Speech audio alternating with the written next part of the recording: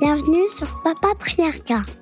Je suis Cédric Rostin, votre hôte, et je suis ravi de vous accueillir dans ce podcast pour parler ensemble de parentalité, d'éducation, de promotion des droits de l'enfant tout en s'affranchissant du modèle patriarcal.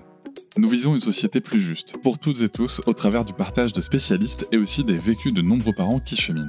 Je vous invite à nous écouter, à essayer de construire des ponts au lieu de dresser des murs, car ce n'est pas parce que nous voulons aller au même endroit que nous devons forcément prendre le même chemin, pour nous et surtout pour nos enfants.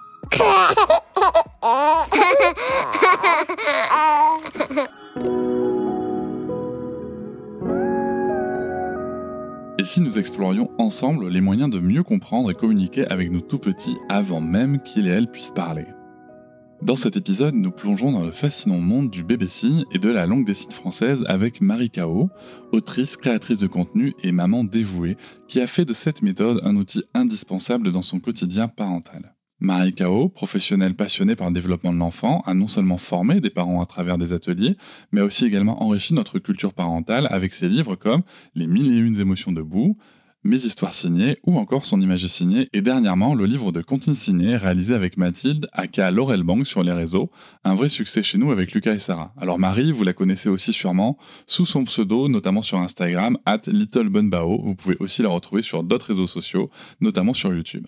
Aujourd'hui, elle partage avec nous son expertise sur les bienfaits de signer avec bébé, une technique révolutionnaire pour aider les plus jeunes à exprimer leurs besoins et leurs émotions. Au cours de cette conversation captivante, nous discutons des difficultés rencontrées par les parents face au reflux gastrique par exemple chez les bébés et comment cela impacte tout le foyer. Marie nous raconte comment est-ce qu'elle a introduit le bébé signe avec son propre enfant pour faciliter cette transition. Elle nous donne également des astuces essentielles pour débuter les signes dès la naissance, comprenant les signes pour les besoins basiques mais aussi pour des émotions complexes. Nous abordons des questions importantes, par exemple, quels sont les premiers signes à enseigner à son bébé? Comment les signes peuvent-ils aider à gérer les émotions de l'enfant? Ou encore, comment impliquer toute la famille dans cette aventure de communication gestuelle? Et je vais bien sûr vous partager aussi mes expériences personnelles et comment ça a instauré de saines habitudes dans la famille. En écoutant cet épisode, vous allez découvrir des outils concrets pour renforcer le lien avec votre enfant, diminuer le stress parental et créer un environnement familial harmonieux et compréhensif. Alors préparez-vous à une véritable immersion dans l'univers du bébé signe, riche en émotions et en découvertes qui, je l'espère, vous apportera autant que ça m'a apporté. N'hésitez pas à vous abonner au podcast, à laisser une note avec un max d'étoiles et commenter partout où c'est possible, comme sur Apple Podcast et Spotify. Là-bas, je peux même vous répondre. On se retrouve aussi sur les réseaux sociaux comme Instagram, Facebook, TikTok et LinkedIn.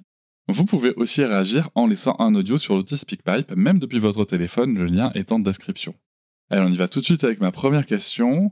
On parle souvent de langue des signes et de bébé signe. Quelle est la différence du coup entre la langue des signes et le bébé signe? Je vous souhaite une bonne écoute.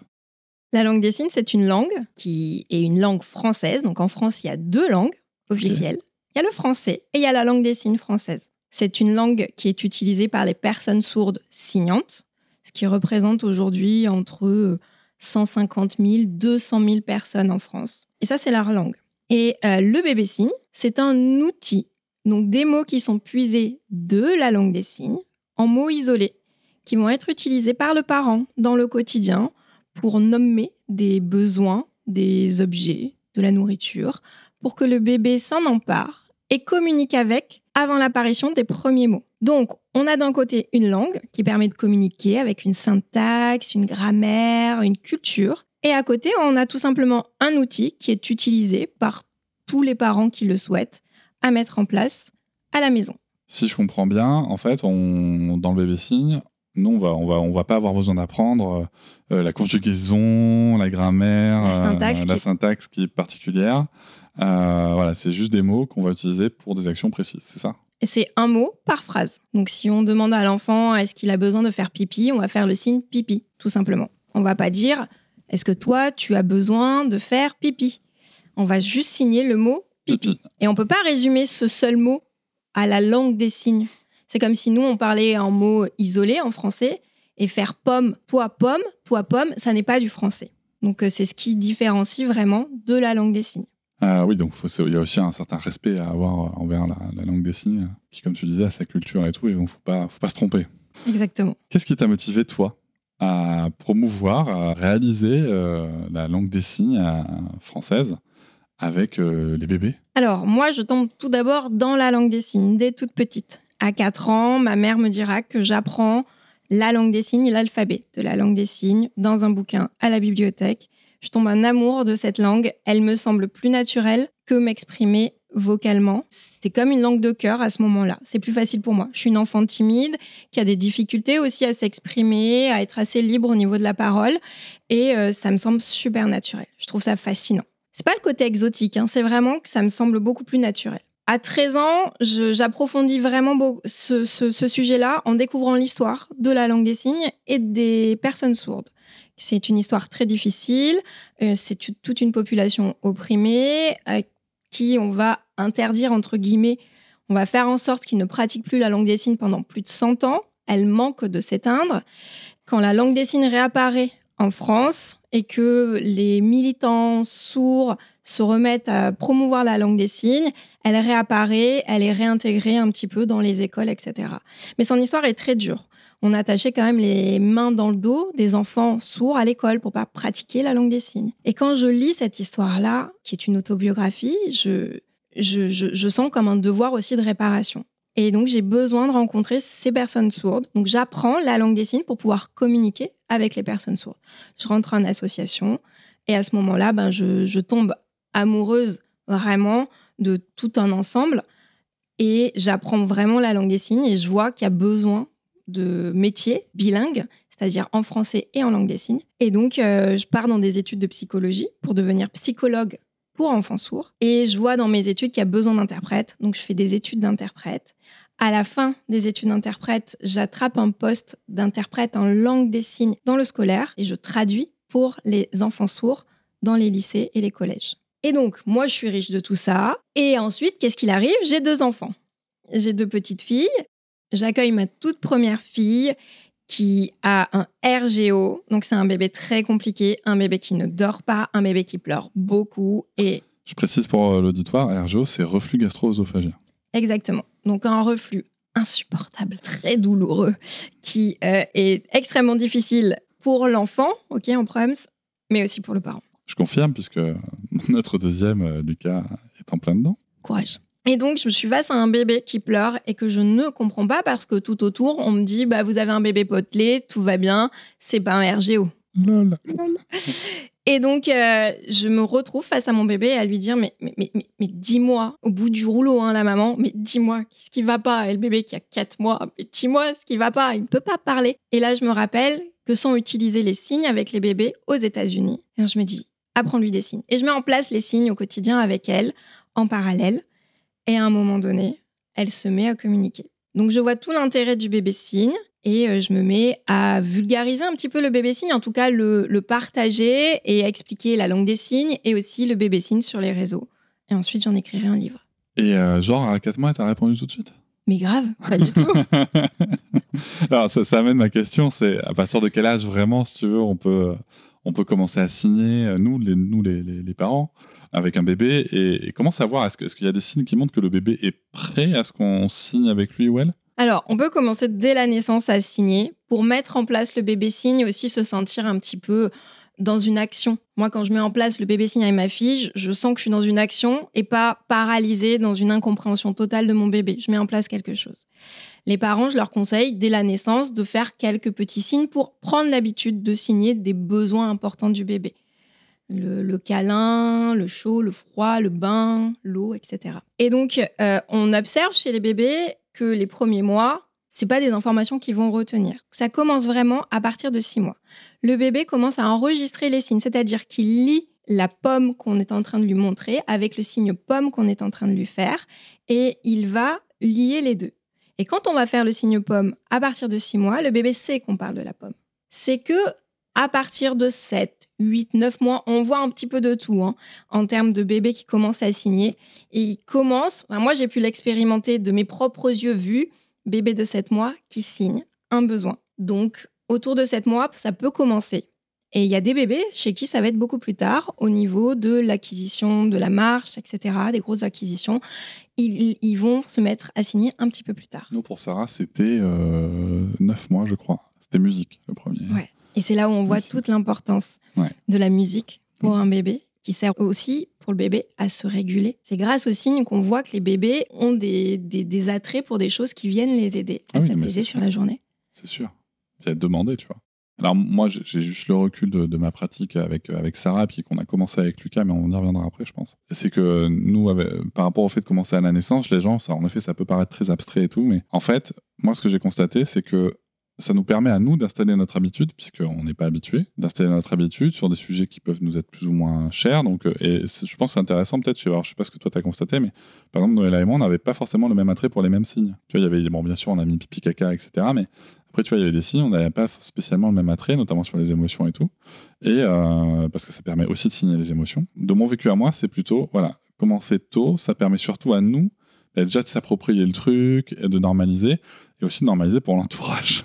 Aussi, parce qu'il y a tout un travail au niveau de l'entourage. Il y a potentiellement les assistantes parentales, donc les nounous, la famille aussi, qui nous prennent pour des gros tarés, mais bon, ça, on y reviendra peut-être après. Mais ouais, c'est vrai que ça peut commencer quand même très très tôt, quoi. Oui, exactement. Okay. On peut même commencer pendant la grossesse.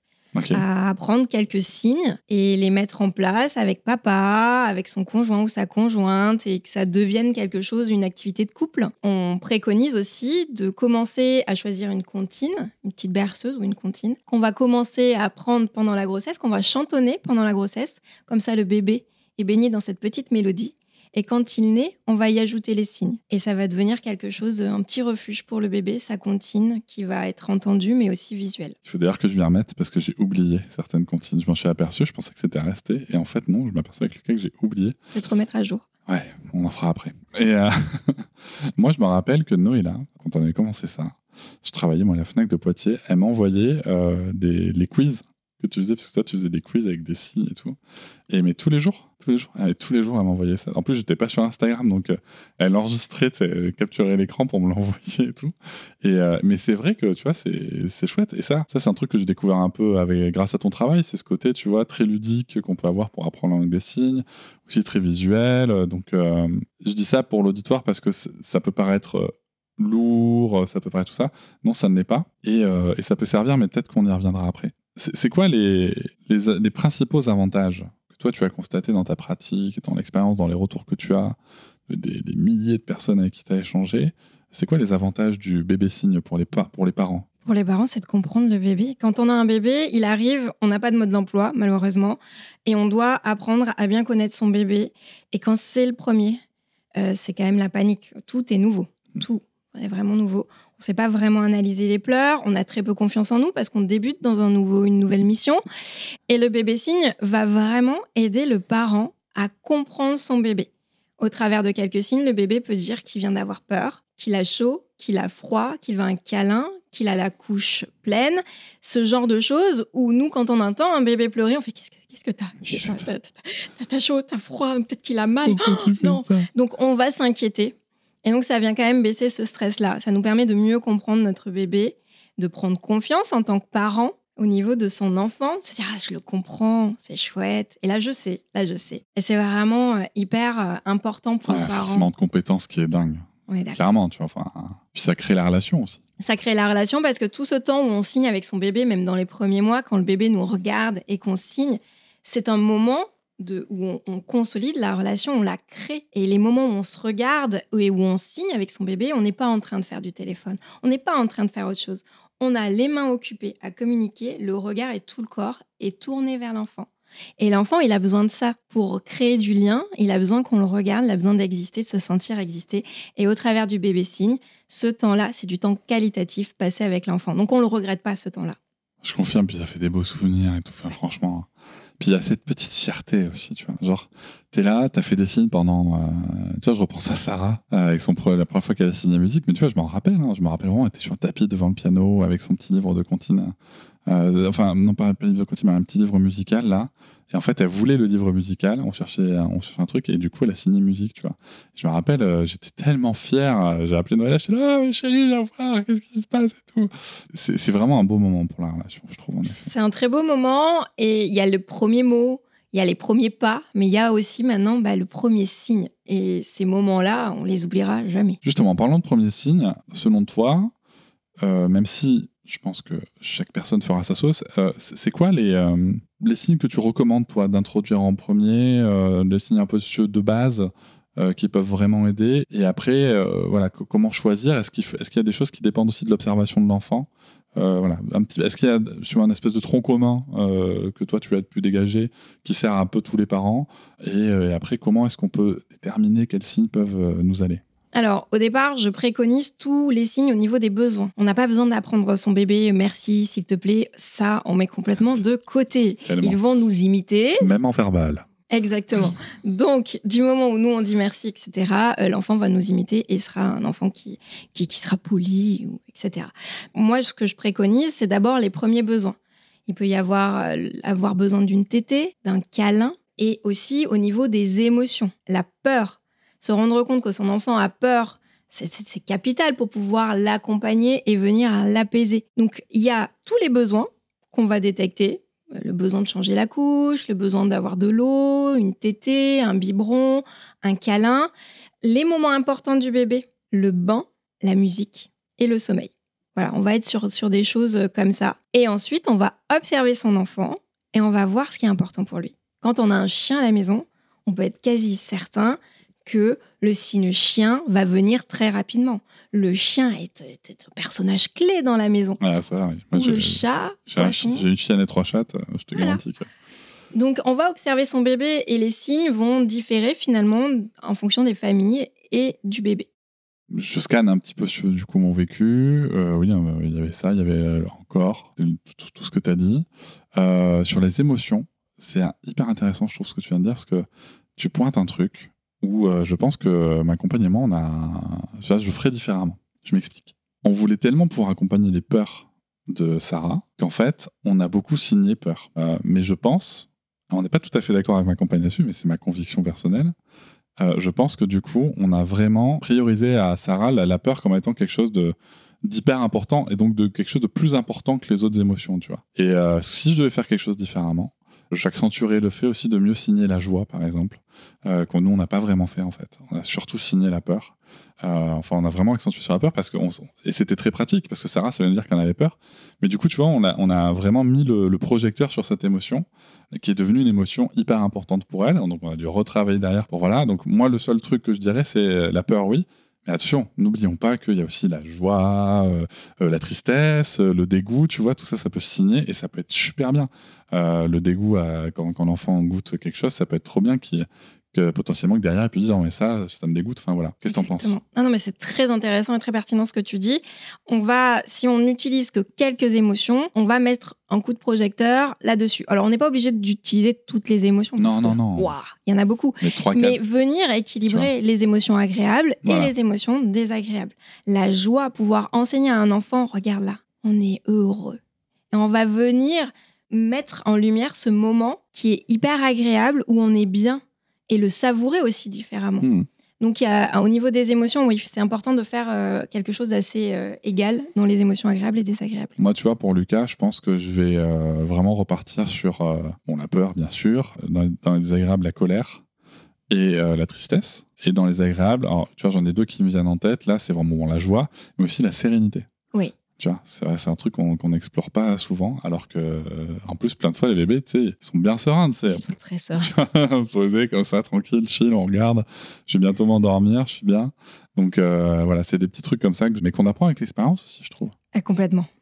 On apprend en se plantant. Exactement. Important. Parce que nous, si tu veux, quand on a commencé la langue des signes française avec Sarah, le bébé signe, on a eu droit à plein de remarques.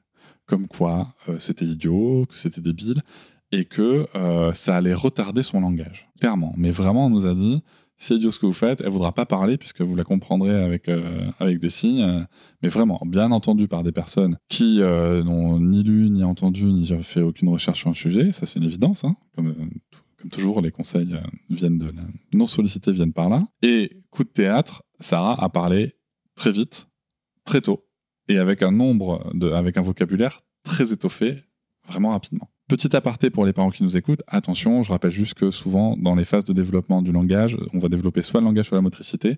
Si vous trouvez que votre enfant parle un petit peu moins que les autres, regardez surtout comment il bouge. Vous allez voir, c'est souvent ça, c'est juste que socialement, le langage est plus reconnu. Mais voilà, juste pas de panique non plus. Mais du coup, on a ça. Donc ma question étant la suivante, c'est est-ce que l'apprentissage du bébé signe a ralenti ou accélère, ou rien du tout, l'apprentissage du langage verbal chez l'enfant? Alors, je préfère dire que ça ne fait absolument rien sur le langage verbal du bébé. La communication par les gestes fait partie du développement du bébé au niveau de la communication. Il y a toute une phase chez le bébé où il va communiquer par les gestes.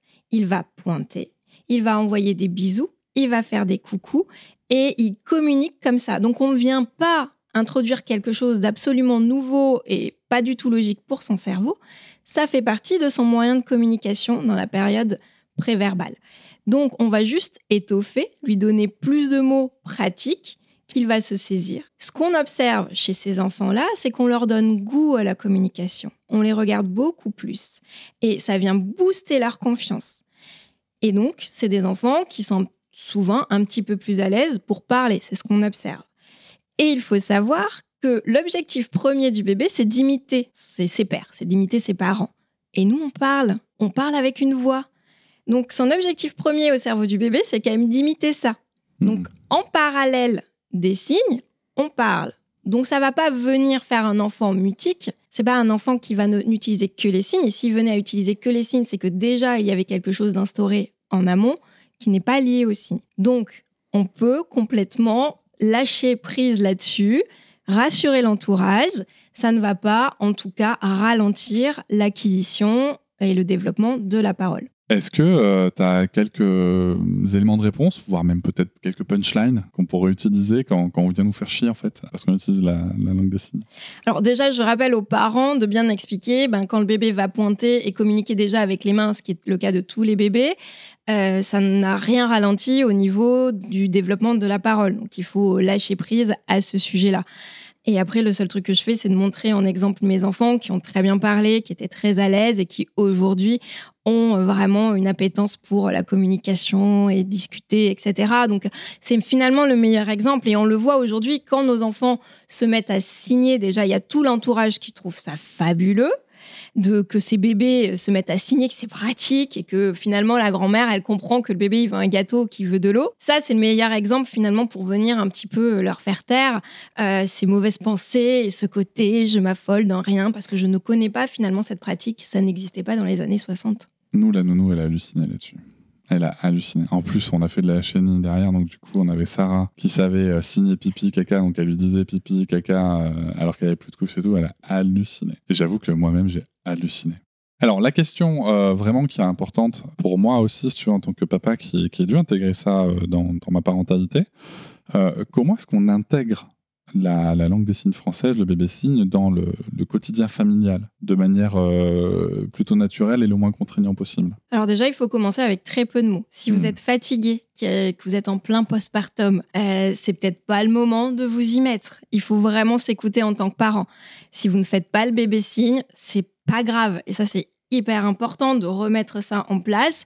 Du moment où vous passez des temps qualitatifs avec votre bébé, que ce soit du massage, du portage, lire des histoires, prendre le bain, faire du pot à pot, tout ça construit la relation. On ne s'inquiète pas. Si on adore et qu'on a vraiment cet intérêt pour le bébé signe, qu'on trouve ça chouette et qu'on y prend du plaisir, on va signer quelques mots au début, des mots importants, et on va les mettre en place. Donc quand on va dire on va faire le bain, on va faire le signe bain en même temps. On va dire le mot et en même temps on va faire le signe. Et on va s'habituer tout simplement à ça avec quelques premiers signes. Puis petit à petit, on va venir étoffer et on va en rajouter d'autres. Mais il n'y a pas besoin de se contraindre. Et puis, il y a des signes qui vont vraiment servir aux parents entre eux. Quand on a bébé qui dort sur nous, qu'on vient d'endormir et qu'on veut demander à notre conjointe de l'eau, mais sans réveiller bébé, on va utiliser les signes et dire j'ai besoin d'eau, etc. Donc, ça peut aussi rentrer dans le couple comme une communication un peu spéciale. Et ça marche en soirée? Et ça marche en soirée. Tu vois, les mariages et tout, ça te saoule ou tu veux te barrer ou tu as besoin d'aller aux toilettes ou quoi, mais en fait, tu peux signer avec l'autre du coup. Exactement. Et comme c'est pas très répandu, personne comprend. Personne. Alors attention, il y a des gens qui peuvent comprendre des fois. On reste sur des signes. Oui, les signes sont iconiques, donc il y a pas mal de signes qui sont reliés au mot ou à l'objet, donc on peut des fois deviner quelques trucs. Quoi. Mais ok, ce qu'on avait fait aussi, c'était que justement pour se l'intégrer, on communiquait exprès des fois entre nous avec les signes, tu vois, avec Noëlla, notamment quand on regardait des séries, parce qu'à l'époque, on avait le temps et l'énergie pour regarder des séries. Maintenant, c'est fini. Ça revient. Ouais, c'est vrai que ça revient. Là, c'est parce que je suis en plein postpartum. Mais c'est vrai que, voilà, des fois où, comme tu le disais, en effet, ça, c'est un truc qu'on a beaucoup utilisé. Nous, on utilisait aussi le signe tété, mais pour que je lui attrape le tire-lait, par exemple. Voilà, parce qu'on connaissait pas les signes de tire-lait, on s'est dit, on va utiliser ça, quoi. Et on peut aussi le mettre en place quand on raconte une histoire à l'enfant. On lit une histoire ou avec l'imagier. J'ai créé d'ailleurs un imagier pour ça. Un imagier sur lequel on va pointer les petits objets au bébé, les émotions, parce qu'on a mis les émotions, les parties du corps, la météo, plein de choses. Et on va pouvoir partager finalement ce moment avec son bébé. Lui pointer, lui dire le mot que c'est et venir le signer. Donc ça aussi, ça permet aux parents de s'y mettre sans trop de contraintes, juste au travers de l'histoire du soir ou du moment de lecture. Et du coup, je peux confirmer une chose, c'est que l'imagier, tu vois, par exemple, ma grande Sarah, donc, qui a 6 ans, elle est à fond dessus. Elle est à fond dessus, tu vois, pour apprendre, pour montrer à son petit frère et tout. J'imagine, te connaissant, que c'était quand même pensé pour, mais vraiment l'interaction dans la Delphi vis-à-vis de ça, c'est juste génial chez nous, quoi. Ah, ça marche très bien. Il y avait cette volonté de vraiment laisser aussi l'enfant en autonomie, donc les enfants curieux qui peuvent aussi regarder les signes, etc., donner une place aux grands frères, aux grandes sœurs. Et il y avait tout un autre travail, c'est de pouvoir créer un dictionnaire de langue des signes, parce que ce sont de vrais mots de la langue des signes, pour les tout petits. Ouais. Il existait des dictionnaires assez tristous et assez vieux. Et là, on est venu créer d'ailleurs avec Clara du compte Femme Bionique, qui est une jeune femme extraordinaire et qui est sourde. On a travaillé ensemble pour pouvoir créer cet outil-là à destination aussi des enfants sourds. Quels sont les défis ou les résistances que les parents rencontrent souvent lorsqu'ils essaient d'introduire la LSF, le bébé signe, avec leur bébé, et comment ça peut se surmonter? On peut avoir des bébés qui ne regardent pas au tout début, qui n'ont pas vraiment d'attirance pour le bébé signe. Donc là, dans ces cas-là, on signe que de temps en temps. On change pas de bébé. Non, on ne change pas de bébé. La maternité ne reprend pas les bébés, sachez-le. Si vous êtes en projet, c'est pas remboursé. Donc, on va venir vraiment communiquer sur des temps de qualité. Ça peut être sur le repas. Le moment où l'enfant il est à table, on est assis à côté de lui et on va pointer des choses. Est-ce que tu aimes ou tu n'aimes pas? Regarde, ça c'est une carotte, une pomme, etc. Donc vraiment, on va privilégier les moments qualitatifs, les moments d'échange, comme l'histoire du soir aussi qui fonctionne très bien, les comptines signées. Donc on a des bébés qui n'aiment pas quand on signe ou en tout cas ils ne regardent pas. Donc on ne le force pas, on ne met pas d'allumettes dans les yeux. Ce n'est pas ça le bébé signe. On va essayer de voir ce qui lui plaît. Et les comptines signées, en général, c'est un bon carton plein. Ouais, ça fonctionne bien. Il faut que je les révise, moi, d'ailleurs. Mais justement, nous, dans les freins qu'on avait eus, c'était quoi? En fait, il n'y en a pas tellement. Comment faire si... Est-ce que c'est hyper important que les deux parents s'y mettent? Parce que souvent, tu sais, dans les sujets d'éducation, malheureusement, dans la société très stéréotypée et genrée qu'on a, les femmes investissent beaucoup, les mères investissent beaucoup le sujet parce qu'il leur a choix, généralement. Puis les darons, ils suivent un peu le rythme, voilà. Comment ça se passe? Est-ce que tu as des astuces, peut-être, pour impliquer l'autre parent ou pas? Alors, on peut être tout seul assigné avec son bébé. On peut être aussi tout simplement seul, nounou, assigné avec son bébé, comme ça peut être fait uniquement qu'en crèche. Et on voit que ça contamine, dans le bon sens du terme. On voit que quand la nounou le met en place et quand le bébé se commence à signer, les parents qui n'étaient pas là-dessus font « sacrément pratique cette histoire !» C'est pareil pour notre conjoint ou notre conjointe qui n'est pas dans le mood et qui n'a pas envie de faire ça. On le force pas. On force pas. Par contre, on peut proposer un atelier en couple pendant la grossesse. On peut faire des choses qui vont unir le couple dans une activité commune, mais non, on ne force pas. Non, mais c'est important. Après, alors je vais moi-même jouer avec les stéréotypes dans ce que je dis là, mais peut-être qu'on peut apprendre bière, foot, pour communiquer entre soi, voilà. Peut-être qu'on peut essayer d'amener ça aussi par des jeux, comme je disais.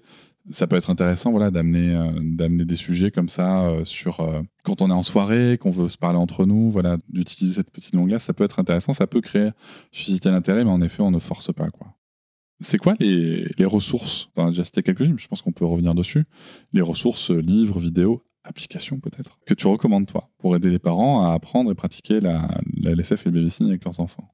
Dans les ressources, elles sont diverses et variées. Ça va vraiment dépendre de vos coups de cœur pour apprendre. Si c'est le jeu, il existe aujourd'hui l'application que j'ai développée, Little Bunbao Sign, qui permet d'apprendre au travers du jeu au travers de quiz tous les jours de nouveaux signes. Donc, si vous adorez votre téléphone, que vous avez des temps de trajet dans le métro, etc., des temps morts, ça peut être hyper intéressant d'en profiter pour apprendre tout simplement. Il existe une autre application qui est développée par la communauté sourde, c'est Elix, qui est vraiment là un gros dictionnaire et qui peut amener à avoir plein de signes sur tout sujet. Donc là, c'est vraiment de la langue des signes et c'est hyper intéressant aussi. On a des livres aujourd'hui très qualitatifs qui permettent à tous les parents, soit au travers d'une histoire du soir que l'on va lire et qu'on va un petit peu signer, d'apprendre des signes, ou bien carrément le grand guide des signes avec bébé chez Marabout, où à l'intérieur on retrouve tous les signes dont vous aurez besoin en tant que parent, également des comptines. C'est dessiné, mais également en vidéo grâce au flashcode. Il existe des formations en ligne où depuis chez soi, on peut apprendre le bébé signe sans se prendre la tête, avec son conjoint ou sa conjointe, dans le salon, sur la télé, à son propre rythme. Il existe des ateliers aussi, notamment pour, moi je les préconise pour les mamans ou les parents qui sont un peu seuls en postpartum, quand on a besoin d'avoir des copines, des gens avec qui on va parler, mais pas que de bébé signe, de toutes les difficultés maternelles qu'on rencontre et parentales.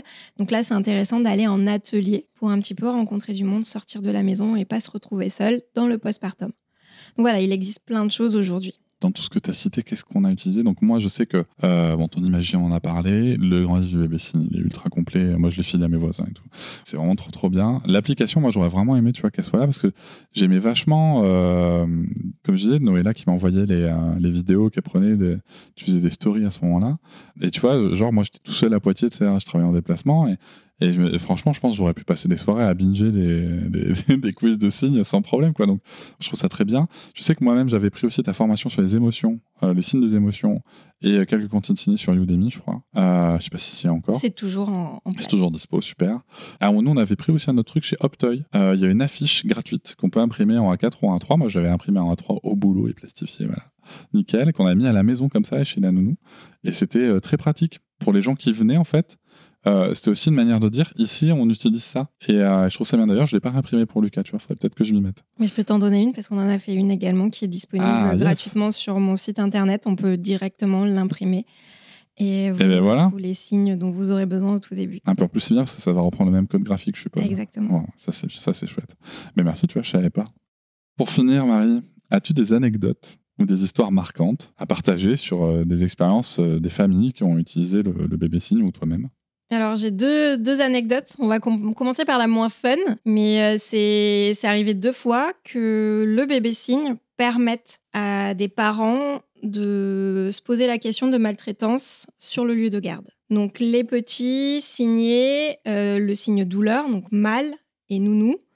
Et derrière, ça a pu être le départ d'investigations dont les 2 se sont soldées par des procès. Ah oui, ça a détecté direct. Ça a détecté direct parce qu'on ne l'a pas dit non plus dans l'émission, mais le bébé signe permet donc de parler finalement de violence et également de consentement. Un bébé à qui on apprend le stop et le non ou le fini. Le signe fini qui va permettre au bébé, sur des chatouilles, de dire fini, ça s'arrête. Le moment de change où l'enfant n'est pas à l'aise, ce genre de choses qui est tellement important, le consentement. Dès tout petit, aux alentours de 7-8 mois, le bébé peut déjà communiquer qu'il n'est pas consentant sur des choses. Donc c'est important de mettre en place ce consentement grâce au bébé signe. Ah ouais, ça c'est chouette ça. Moi, je voudrais juste parler aussi du fait Alors, je sors totalement du contexte bébé, parce que du coup, moi, en m'intéressant à ce sujet, alors c'est un sujet dans lequel, dans mon travail, j'ai toujours voulu travailler l'inclusion. Quand j'étais à la FNAC de Poitiers, j'avais embauché une étudiante en LSF, exprès parce que je ne sais pas pourquoi, il y avait une certaine communauté de personnes sourdes sur la ville de Poitiers. Et à la FNAC, en fait, ces personnes sourdes, elles ont aussi le droit de créer des dossiers de financement, par exemple. Et c'était très complexe. Et du coup, j'avais embauché une personne exprès qui était là spécifiquement le samedi, qui était prioritaire pour toutes les personnes sourdes et malentendantes qui pouvaient... du coup, ils avaient une vraie interprète pour communiquer. Et franchement, c'était trop bien. Mais ces personnes étaient aussi clientes, si tu veux, clients et clientes, de la FNAC classiquement. Et en fait, en parlant de ça avec mes collègues, puisque bien entendu, c'était la curiosité, ça faisait partie des curiosités, il y en a plein qui m'ont dit « Mais attends, moi je veux bien connaître le mot pipi, le mot livre en librairie. » Il y en a même qui m'ont demandé, si tu veux, des mots comme fantasy, tu vois, des styles carrément de livres. Donc là, on était plutôt allé sur Elix, par ailleurs. Mais en fait, ça avait fait ça, et du coup, ça avait diffusé de telle manière que même au niveau de la région ouest, donc qui s'étend de Rennes à Toulouse à l'époque, donc en passant par Bordeaux, et ben en fait il y avait eu la possibilité d'avoir un espèce de tronc commun comme ça, des petits signes pour accueillir les gens, parce qu'en fait il y a personne sourde par exemple qui demande des toilettes, et du coup les personnes sourdes elles pouvaient arriver et faire le signe pipi ou le signe toilette ou autre.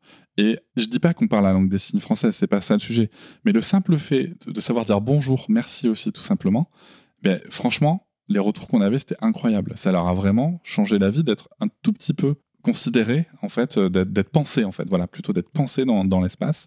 Et moi, ça, c'est mon anecdote. Franchement, c'était une super expérience, quoi. C'est le retour qu'on a beaucoup aussi dans le bébé signe. C'est tous ces gens qui apprennent, comme tu dis, au départ, juste des mots de la langue des signes pour l'utiliser avec le bébé, donc le bébé signe.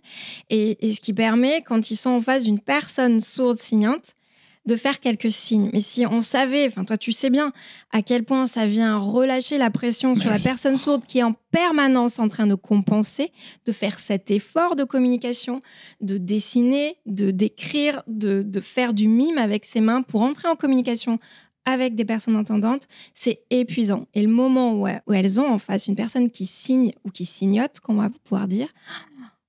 Ok, on va pouvoir... Il y a un mur qui s'est cassé et il y a vraiment cette possibilité d'entrer en communication. Bah, tu vois, ce que j'expliquais à mes collègues de l'époque, tu sais, à la FNAC, souvent mes collègues ils se plaignaient beaucoup des clients et des clientes qui disaient pas bonjour avant de leur poser une question. Et en fait, je me rappelle vraiment de cette réunion d'équipe, même pas, c'était une assemblée plénière, donc il y avait tout le magasin. Qui ça saoule, ça, machin et tout. Ouais, c'est pas possible et tout.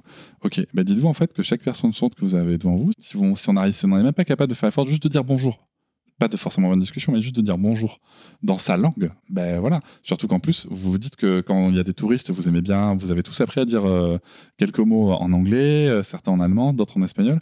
Ben en fait, c'est la même chose, quoi. Et vraiment, ça a été ce déclic, tu vois, de les mettre aussi en empathie vis-à-vis de ça. Et ça peut amener vraiment enfin, en tout cas, ça peut être un facteur, je pense, de protection pour la relation avec, même tu vois, dans un cadre professionnel. Et ça amène de belles choses, quoi. Et tout ça part quand même d'une histoire de bébé signe. Et du coup, ça m'amène à ma deuxième anecdote. Vas-y. Elle est super chouette. C'est une maman donc, qui a découvert le bébé signe au travers de la pratique, de mon compte, etc. Et vu que dans mon bébé signe, tout ce que j'enseigne, c'est aussi d'ouvrir à la culture sourde, de vraiment ouvrir à la langue des signes, différencier les deux et parler aussi des difficultés, du handicap, etc.